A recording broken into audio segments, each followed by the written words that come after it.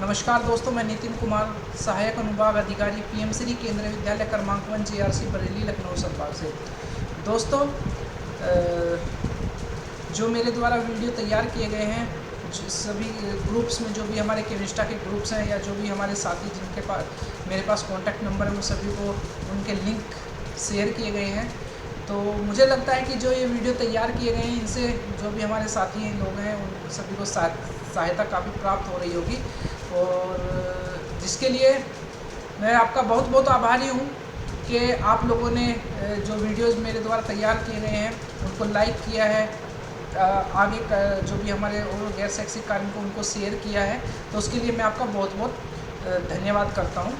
मैं बहुत बहुत तहे दिल से धन्यवाद करता हूँ दोस्तों, जैसा कि मेरे द्वारा पिछली वीडियो में बताया गया था कि मैं एक और वीडियो लेकर के आने वाला हूँ, जिसमें फाइनल एंट्री हमें जो लगानी है वो किस तरीके से हमें करनी है टैली में, ताकि हमारे ओनली कुछ ही हेड्स जो हमें ज़रूरत के हेड्स हैं, जिनके ओपनिंग बैलेंसेज हमें कैरी फॉरवर्ड करने हैं, जैसे कि शेड्यूल 1, शेड्यूल 3, शेड्यूल 8, शेड्यूल 7 और शेड्यूल 4 स्कूल फंड में, वीवीएन में शेड्यूल 2 और जो भी शेड्यूल है उसका क्या कहते हैं 7, इनके ही बैलेंसेज आगे नेक्स्ट फाइनेंशियल ईयर में कैरी फॉरवर्ड हो। जैसा कि आप सभी को मेरे द्वारा पहली वीडियो में बताया गया था कि वीवीएन में हमें ज़्यादा एंट्रियाँ करनी नहीं है, बस एक स्पेशल जनरल एंट्री करनी होगी, उसी से हमारा सारा काम हो जाएगा।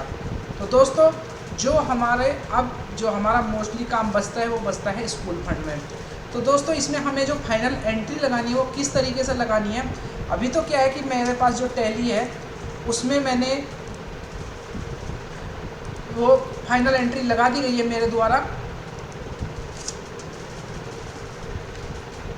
फिर भी मैं उस एंट्री को डिलीट करने के पश्चात आपको दोबारा वो एंट्री करके दिखाऊंगा। ये देखिए, यहाँ पर ये शेड्यूल 1 है, जो भी हमारे एक्सेस ऑफ इनकम और एक्सपेंडिचर थे वो सभी बैलेंसेस, कैपिटल के बैलेंसेज, कैपिटल अकाउंट जो भी हमने स्पेसिफिक ग्रांट सीसीए से परचेज किया था, या जो भी असेट्स हमने वीवीएन से परचेज की वो सभी हमने शिफ्ट कर दिए थे। कहाँ पर मेरे द्वारा यहाँ पर शिफ्ट कर दिए गए थे शेड्यूल 1 में। तो दोस्तों, इसी संबंध में मैं ये वीडियो लेकर के आया हूँ। सेम जो हमारा अनयूटिलाइज स्पेसिफिक ग्रांट का फंड था, उसके भी जो बैलेंसेस थे वो अनयूटिलाइज स्पेसिफिक ग्रांट में शिफ्ट कर दिए गए थे। तो मैं आपको एंट्री एक बार यहाँ पर दिखा देता हूँ, फिर उन एंट्री को डिलीट करने के बाद मैं आपको दोबारा एक फ्रेश एंट्री करके दिखाऊंगा। तो ये डिस्प्ले में गए, gateway of tally per day book में गए। ये देखिए दोस्तों, यहाँ पर ये लास्ट में मेरे द्वारा ये 2 एंट्रियाँ की गई हैं। तो अभी मैं इन एंट्री को डिलीट कर देता हूँ। सबसे पहले तो मैं आप लोगों को इसकी बैलेंस शीट दिखा देता हूँ, और ये भी दिखाता हूँ कि इससे हमारी जो balance sheet carry forward mean जो बैलेंसेज है आगे नेक्स्ट फाइनेंशियल ईयर में कैरी फॉरवर्ड होंगे, उसमें क्या मतलब हमारा फ़र्क पड़ेगा, हमें क्या डिफरेंसेस हो सकते हैं। तो उसके लिए मैं यहाँ से बाहर आता हूँ। अभी मैं जो पीरियड है मेरा 1 अप्रैल 2023 से 31 मार्च 2024 मीन्स फाइनेंशियल 2023-24 में मैं काम कर रहा हूँ। मीन्स जो भी हमें एंट्री या फाइनल एंट्री लगानी है 2023-24 में मैं काम कर रहा हूँ। तो अब मैं आपको दिखाता हूँ कि जब मैं नेक्स्ट फाइनेंशियल ईयर में जाता हूँ 2024-25 में, तो वहाँ पर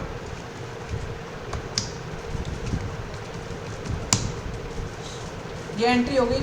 अब जब आप बैलेंस शीट में जाएंगे 2024-25 की, तो आपको ओनली शेड्यूल 1, शेड्यूल 4 जो फिक्स्ड असेट्स है, शेड्यूल 7 जो करंट असेट्स है एनुअल अकाउंट के अकॉर्डिंग, और शेड्यूल 3 जो मैनुअल एनुअल अकाउंट के अकॉर्डिंग लायबिलिटीज़ का शेड्यूल है, उनके ही बैलेंसेस कैरी फॉरवर्ड हुए हैं। देखिए दोस्तों, यहाँ पे ओपनिंग बैलेंस शेड्यूल 1 का है। ये एस्केप करेंगे, बाहर आएंगे, फिक्स्ड असेट्स में आएंगे। फिक्स्ड असेट्स में जो भी टेंजिबल असेट्स है, जिस हेड की भी सीसीए की है तो सीसीए की, ये देखिए इनके ओपनिंग बैलेंसेज हैं। क्योंकि मैं इसकी जो फाइनल एंट्री वो लगा चुका हूँ, इसलिए ओनली हमें जिस हेड के बैलेंसेज कैरी फॉरवर्ड करने, उन्हीं के हेड के ये बैलेंसेज आगे कैरी फॉरवर्ड हुए।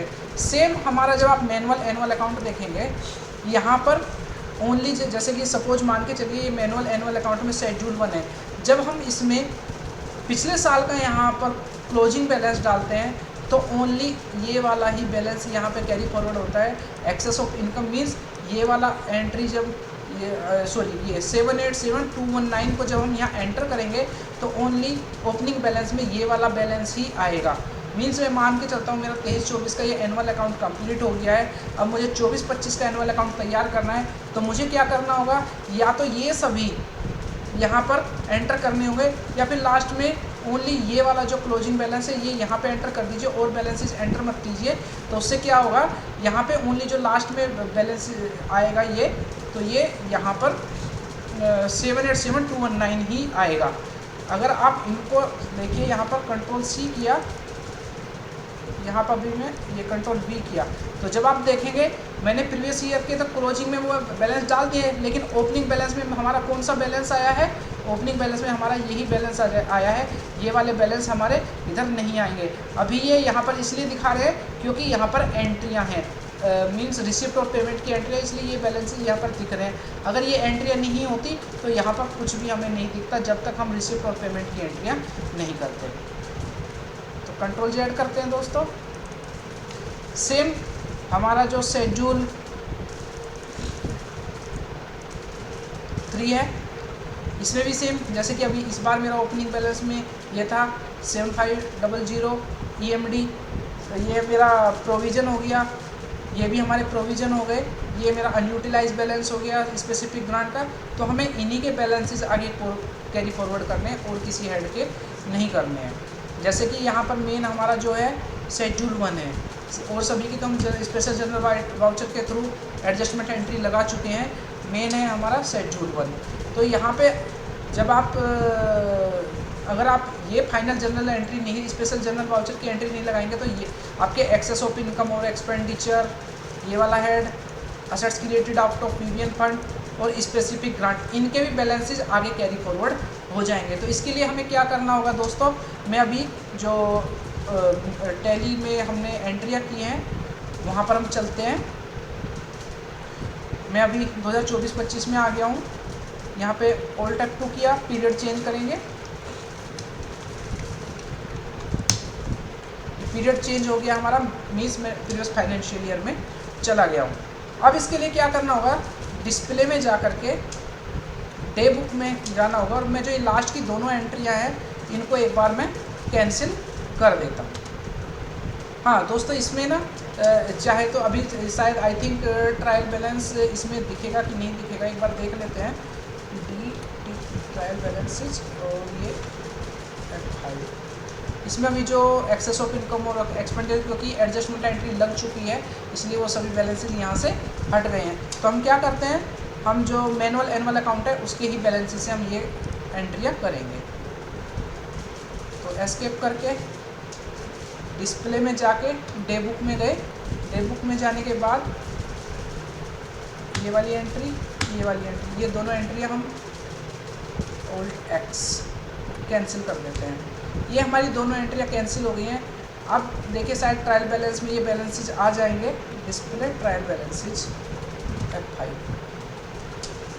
ये देखिए दोस्तों, एसेट क्रिएटेड वाला भी अब यहाँ पर आ गया है, कैपिटल एक्सपेंडिचर शेड्यूल 1 वाला भी हेड यहाँ पर आ गया है, एक्सेस ऑफ इनकम और वाला हेड भी यहाँ पर आ गया है, और जो हमारा बैंक इंटरेस्ट का स्पेसिफिक ग्रांट का वो भी आ गया है, और ये हमारा जो रिवेन्यू एक्सपेंडिचर था वो भी यहाँ पर आ गया है। अब मैं आपको नेक्स्ट फाइनेंशियल ईयर की जो बैलेंस शीट है वो दिखाता हूँ, उसमें क्या फ़र्क हमारा पड़ेगा अगर हम इस एंट्री को नहीं करते हैं। तो इसके लिए मैं पीरियड चेंज करता हूँ, 31/3/2025,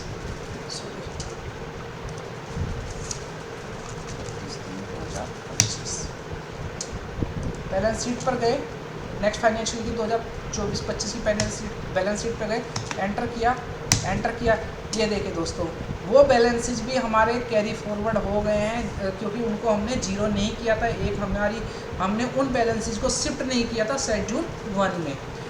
देखिए उस टाइम पे मेरा जो मैनुअल एनुअल अकाउंट के अकॉर्डिंग आप क्लोजिंग बैलेंस देखेंगे 787219 है, लेकिन यहाँ पर कौन सा आ रहा है मेरा 3179,046, जो मेरा 2023-24 का ओपनिंग बैलेंस है वही आगे कैरी फॉरवर्ड हो रहा है। क्यों? क्योंकि जो भी हमें बैलेंस शिफ्ट करने हैं वो हमें इस हेड में करने थे, वो अभी हुए नहीं हैं। सेम ऐसा ही जब इधर आप करंट लायबिलिटीज़ में आओगे तो ये देखिए दोस्तों, मेन हमारा है अनयूटिलाइज वाला, ये देखिए बैंक इंटरेस्ट भी हमारा ओपनिंग बैलेंस में आ गया और रेवेन्यू ग्रांट भी हमारी ओपनिंग बैलेंस में आ गई है सेशन 2024-25 के लिए। तो हमें क्या करना होगा दोस्तों, मैं इस मीन्स 2024-25 की बैलेंस शीट से बाहर आता हूँ। बाहर आने के बाद पीरियड चेंज करता हूँ,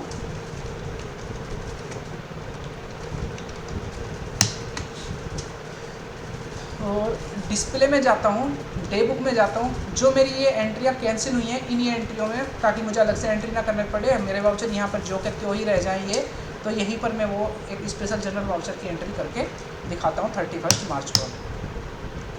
तो डी आर डेबिट हमें क्या करना है, जो क्रेडिट है, क्योंकि हमें उनके बैलेंसेज जीरो करने हैं। तो हमारा क्रेडिट यहाँ पर क्या है, जैसे कि हमारा ये क्रेडिट है यहाँ पर कैपिटल फंड वाला, कैपिटल ये वाला head 10102 capital expenditure from CCA specific grant, enter किया।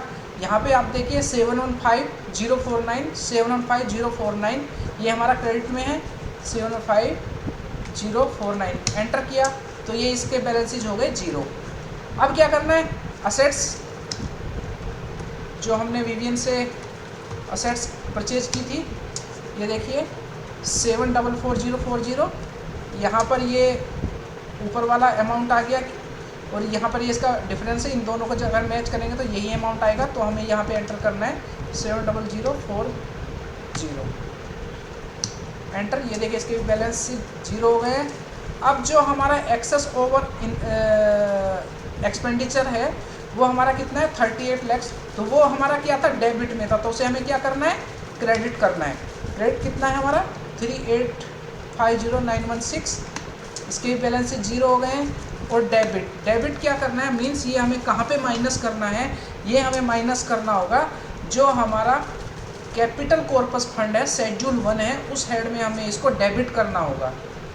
क्यों डेबिट करना होगा, ये डेबिट क्यों आएगा, इन दोनों को अगर हम प्लस करते हैं और इसको माइनस करते हैं तो ये हमारा इतना डिफरेंस आता है, तो इसको ये डेबिट में करना पड़ेगा, कैपिटल फंड एसेट शेड्यूल 1। तो ये देखिए दोस्तों, जो भी इन दोनों का प्लस माइनस होकर के आया है वो ये डिफरेंस है, क्योंकि 38 लाख में से जब ये 14 लाख 15 लाख जो भी है ये अगर हम माइनस हो जाएगा तो 23 लाख आएगा, और जब ये 23 लाख 31 लाख में से माइनस होगा तो जो क्लोजिंग बैलेंस होगा 7,87,000 होगा, 87,219 होगा। एंटर किया तो entry for transfer of balances to capital fund, इसमें हम नरेशन डालेंगे, नरेशन डालने के बाद इस एंट्री को हम कर देंगे सेव। ये हमारी एंट्री हो गई है सेव, ये देखिए एंट्री ये सेव हो गई है। अब सेम हमें क्या करना होगा, सेम हमारी जो स्पेसिफिक ग्रांट की जो परचेज है, रिवेन्यू की परचेज है प्लस हमारा बैंक इंटरेस्ट है, तो यहाँ पे हम क्या करेंगे, सेम उसकी भी एक हमें इसी तरीके की एक एंट्री लगानी होगी अनयूटिलाइज, क्योंकि उसमें ही जो बैलेंसेज हमें शिफ्ट करने होंगे वो हमें अनयूटिलाइज स्पेसिफिक ग्रांट के हेड में शिफ्ट करने होंगे बैलेंसेज, क्योंकि ओनली हमें जो बैलेंसेज कैरी फॉरवर्ड करने हैं वो अनयूटिलाइज स्पेसिफिक ग्रांट के ही बैलेंसेज कैरी फॉरवर्ड करने हैं। जैसे कि आप जो शेड्यूल 3 है ये देखिए, यहाँ पर जो बैलेंसेज कैरी फॉरवर्ड होंगे वो ये वाला इसी हेड का बैलेंसेज कैरी फॉरवर्ड होगा, न कि इन सभी हेड्स के बैलेंसेज कैरी फॉरवर्ड होंगे। तो इसके लिए क्या करना होगा, डेबिट में मैं आपको एक बार इसकी बैलेंस शीट दिखा देता हूँ।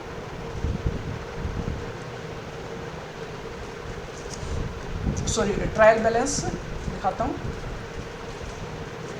F5 प्रेस किया तो ये देखिए दोस्तों, जो हमारा एक्सेस ऑफ इनकम और expenditure CCA specific capital expenditure CCA specific grant schedule 1 वो भी नहीं है, यहाँ पर एक्सेस ऑफ इनकम और एक्सपेंडिचर नहीं है, assets created out of Vivian fund वो भी नहीं है, क्योंकि वो हमारे बैलेंसेस शिफ्ट हो गए हैं शेड्यूल 1 में। लेकिन अभी हमें हमारा क्या है यहाँ पर unutilise CCA specific grant schedule 3 है, ये तो हमारा अनयूटिलाइज बैलेंस है। इसी में हमें वो जो भी हमारे बैलेंस है वो शिफ्ट करने होंगे। यहाँ पर हमारा क्या है, बैंक इंटरेस्ट है, ये भी अभी हमारा यहाँ पर शो कर रहा है ट्रायल बैलेंस में। दूसरा हमारा जो रिवेन्यू का एक्सपेंडिचर है वो हमारा शो कर रहा है, ये हमारा क्रेडिट में है, ये हमारा डेबिट में है। तो मैं इसका प्रिंट ना निकाल करके मैं इन अमाउंट्स को नोट कर लेता हूँ। इंटरेस्ट में है 11367 और रिवेन्यू एक्सपेंडिचर में है 1347740। ये मैंने नोट कर लिया है। एस्केप करेंगे, एस्केप करने के बाद वही डिस्प्ले में मैं नई अकाउंटिंग वाउचर के थ्रू एंट्री नहीं कर रहा हूँ, मैं डिस्प्ले में जो पहले से कैंसिल एंट्री है उसी में मॉडिफाई कर रहा हूँ। एंटर किया DR हमें क्या करना है, जो हमारा पहले CR था मीन्स जो क्रेडिट में था उसको डेबिट करना है ताकि उसके बैलेंस ही 0 हो जाए।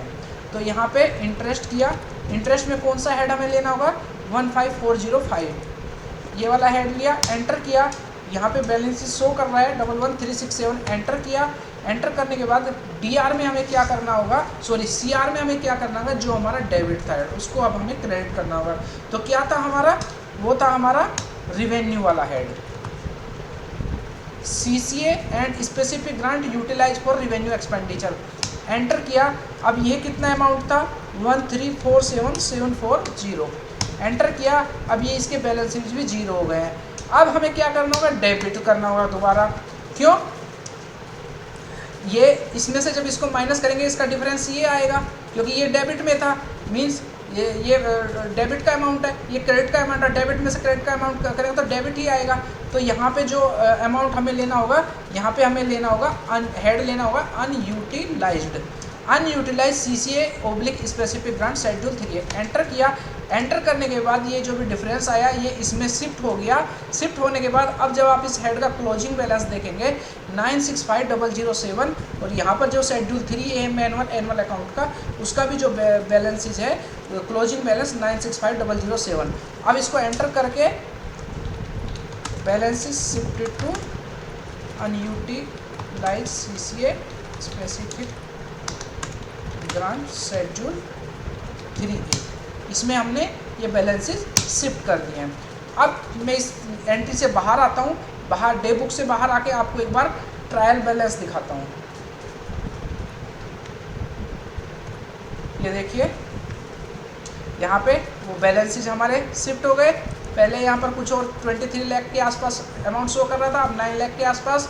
जो पहले हमारा बैंक इंटरेस्ट था CCA स्पेसिफिक ग्रांट का, वो भी शो नहीं कर रहा है। दूसरा हमारा जो रिवेन्यू एक्सपेंडिचर का खर्चा था वो भी यहाँ शो नहीं कर रहा है। Same CCA capital corpus fund में भी हमारे बैलेंसेस शिफ्ट हो गए हैं, जो कि पहले यहाँ पर एक्सेस ऑफ इनकम और expenditure, capital expenditure from CCA specific grant, फिर assets created out of VVN fund, वो सब यहाँ पे दिख रहे थे हेड। लेकिन अब सभी बैलेंसेस शिफ्ट हो गए हैं जो भी रेस्पेक्टिव हेड्स हैं उनमें। तो यहाँ पे इनके क्लोजिंग बैलेंस ये हैं। अब एस्केप करता हूँ। एस्केप करने के बाद यहाँ की बैलेंस शीट दिखाता हूँ आपको। अब ये देखिए दोस्तों, ये बैलेंस शीट, ये देखिए ये हमारा इधर शिफ्ट हो गया था। मीन्स 31 लाख मेरा ओपनिंग बैलेंस था, इसमें ये माइनस हुआ। अब मेरा कितना बचा 7,87,219। अब मैं जब नेक्स्ट फाइनेंशियल ईयर में जाऊंगा तो मेरा ये ही बैलेंस आगे कैरी फॉरवर्ड होगा, और किसी हेड का जो भी इसमें मर्ज किए हैं, एक्सेस ऑफ इनकम और एक्सपेंडिचर, और दूसरा capital expenditure from CCA specific plan, तीसरा assets of created out of VVN fund, जो कि मैंने आपको दिखाए थे वो कैरी फॉरवर्ड नहीं होंगे। चलो एक बार आपको दिखा देता हूँ। एस्केप किया। एस्केप करने के बाद पीरियड चेंज किया।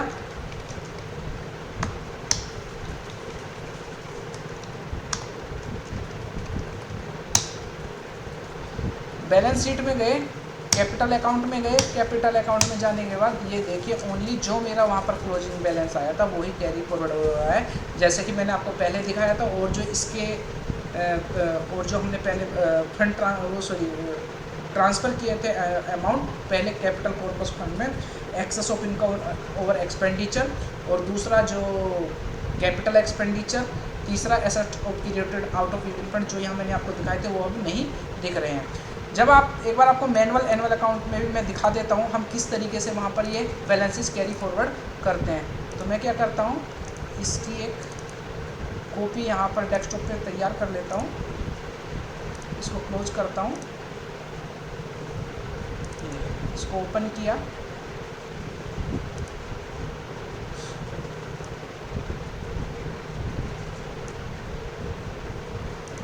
अभी मैं क्या करता हूँ, जो मैंने यहाँ पे रिसीव पेमेंट एंटर किया है उसको हटा देता हूँ।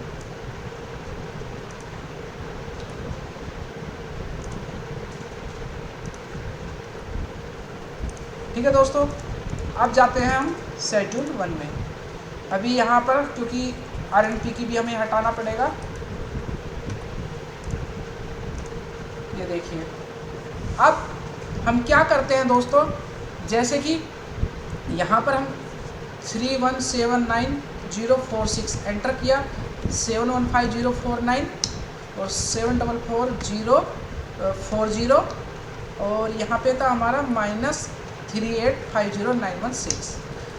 अब जब आप देखेंगे, इधर देखेंगे, इधर तो ये अभी दिखाएगा क्योंकि इसमें शेड्यूल 2 भी मेंशन है। सॉरी, ये इसको भी हम एक बार हटा दें। अभी यहाँ पर दिखाएगा स्टाफ पेमेंट बेनिफिट, वहाँ पर एंटर्ड है। रिपेयर मेंटेनेंस का अमाउंट अभी एंटर्ड है वहाँ पर, इसलिए ये अभी यहाँ पर शो कर रहा है ये वाला। लेकिन मैं आपको ये दिखाना चाह रहा था कि मैनुअल एनुअल अकाउंट में भी जब हम तैयार करते हैं तो जो ओपनिंग बैलेंसेस कैरी फॉरवर्ड होता है वो ओनली लास्ट का जो बैलेंस है, लास्ट का जो क्लोजिंग बैलेंस है वो ही कैरी फॉरवर्ड होता है।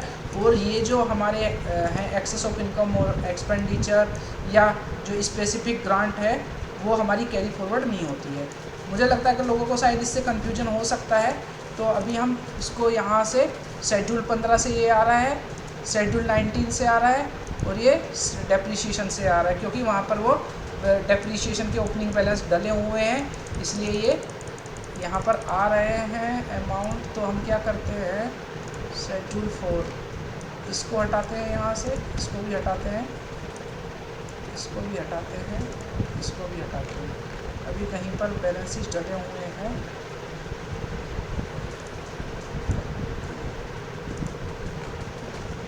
इसमें बैलेंसेस कहाँ से आ रहे हैं, ये शेड्यूल 4 कुछ नहीं है, 4B में। अच्छा, अभी यहाँ पर आएंगे, ये देखिए यहाँ से इनको हटा देते हैं। 4B में भी बैलेंसेस हैं क्योंकि यहाँ पर एक डाटा इनपुट शीट से आ रहे हैं।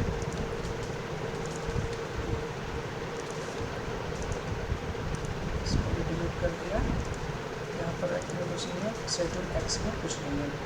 अब आते हैं शेड्यूल 15 की तरफ, क्योंकि उसके बैलेंसेस आगे कैरी फॉरवर्ड हो रहे हैं।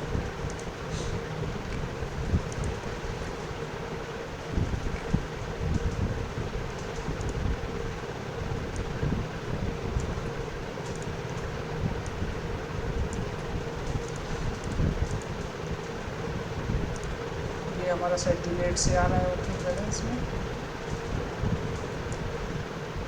शेड्यूल 8 में इसको भी हटा देते हैं। कुछ नहीं है हमारा, इसमें भी कुछ नहीं है। अब एक बार इनकम एक्सपेंस अकाउंट देख लेते हैं। ये देखिए यहाँ पर ये 0 हो गया, क्योंकि वहाँ पर भी शेड्यूल 4, जो भी शेड्यूल 15 है और जो भी शेड्यूल 17, उनमें ये सभी बैलेंसेस एंटर्ड थे, इसलिए वो यहाँ पर आ रहे थे।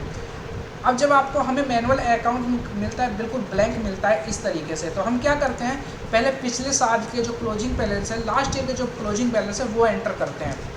तो मैं मान के चलता हूँ कि मुझे ये एनुअल अकाउंट तैयार करना है, तो जैसे कि मेरा पिछले जो लास्ट एनुअल अकाउंट था उसके जो क्लोजिंग बैलेंस थे, मीन जो करंट ईयर थे, वो इस बार प्रीवियस ईयर हो गए। तो ये ओपनिंग बैलेंस यहाँ पर आ गया, ये वाला क्लोजिंग बैलेंस यहाँ आ गया, ये क्लोजिंग बैलेंस यहाँ, क्लोजिंग बैलेंस यहाँ पर और ये क्लोजिंग बैलेंस यहाँ पर। अब जब आप देखेंगे इस मीन्स 2024-25 का, मैं सपोज मैं ये 24-25 का एनुअल अकाउंट तैयार कर रहा हूँ। अब जब आप इसमें देखेंगे तो इसमें ओनली 787,219 जो ये टोटल प्लस या माइनस होने के बाद जो भी फिगर आई है वो ही बैलेंसेज हमारा कैरी फॉरवर्ड हुआ है। वो सब हमारे जो भी बैलेंसेज है इसमें कैपिटल कॉर्पस फंड में शिफ्ट हो गए।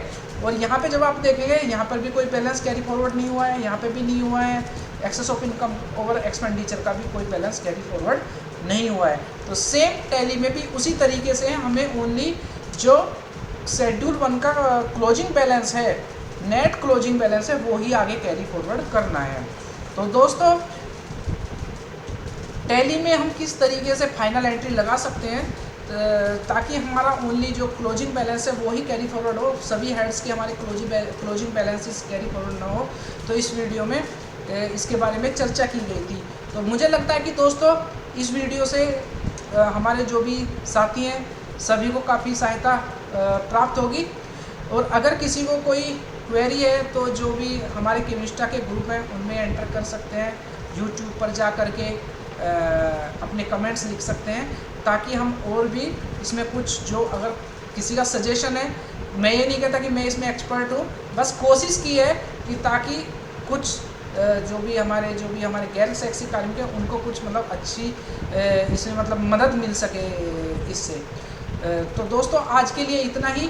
अगर किसी का कोई सजेशन है तो प्लीज़ ज़रूर मेंशन करें, ताकि हम और भी टैली से संबंधित या किसी और जो भी मीन्स जैम है या PFMS है उससे संबंधित हम और कोई वीडियो ला सकें। तो दोस्तों आज के लिए इतना ही। तो अगर आपको दोस्तों मेरा वीडियो पसंद आया हो तो इसको लाइक करें, सब्सक्राइब करें और शेयर करें, ज़्यादा से ज़्यादा शेयर करें, ताकि हमारे जो भी गैर शैक्षिक कार्मिक हैं सबको ये सहायता प्राप्त हो सके। और जो केंद्रीय विद्यालय संगठन मुख्यालय का एक टारगेट है कि टैली में ऑनलाइन लेखा जो भी रियल टाइम पर हमें एनुअल अकाउंट तैयार करना है वो टारगेट पूरा हो सके। तो दोस्तों आज के लिए इतना ही। बहुत बहुत धन्यवाद दोस्तों। नमस्कार दोस्तों।